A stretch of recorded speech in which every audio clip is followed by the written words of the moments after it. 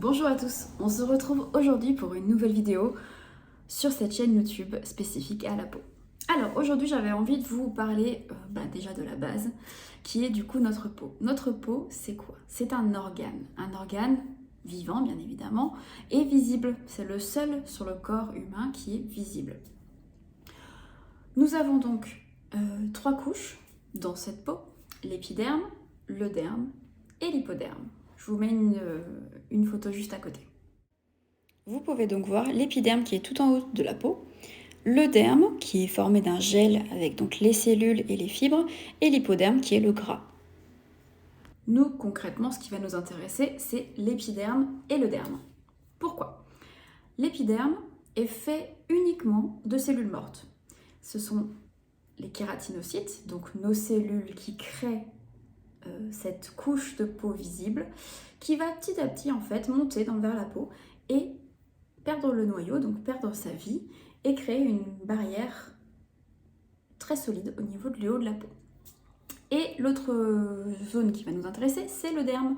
Dans le derme, vous avez différentes cellules qui vont permettre de régénérer l'élastine et le collagène que vous connaissez, parce qu'on en parle beaucoup dans les produits cosmétiques. L'élastine et le collagène sont des fibres qui permettent à la peau d'être dense et élastique et souple.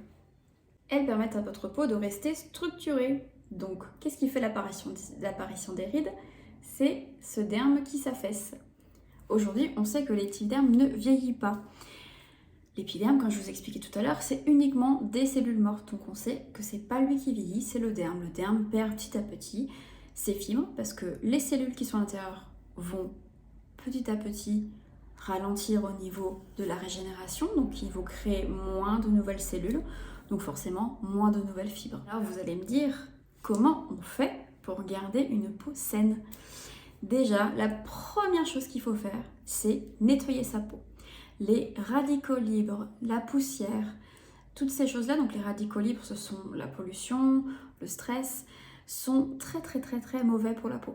Donc déjà, première chose, on nettoie la peau matin et soir pour avoir une peau nette et propre.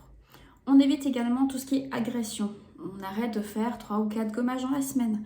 On en fait un, voire un toutes les 2 semaines, selon la peau que vous avez. Si vous avez une peau qui est très abîmée, moins vous faites de gommage, plus vous allez faire de masques, plus vous allez régénérer votre peau doucement. Et bien évidemment, avoir une bonne crème avec des actifs à l'intérieur qui vous permettent de nourrir et d'hydrater votre peau. Parce que la peau a besoin autant d'eau que de gras. Et souvent, on oublie de mettre du gras parce qu'on trouve que ça fait brillant au niveau de la peau. Je me trompe? Donc voilà, donc important, je récapitule, nettoyage de peau, masque et une bonne crème hydratante, nourrissante pour votre peau. J'espère que cette vidéo vous a plu. Je vous mets quelques détails dans la description, donc n'hésitez pas à aller voir la description pour avoir plus d'informations. Et commentez, bien évidemment, je me ferai un plaisir de répondre à vos questions. Passez une très bonne journée et je vous dis à la prochaine vidéo. Bye!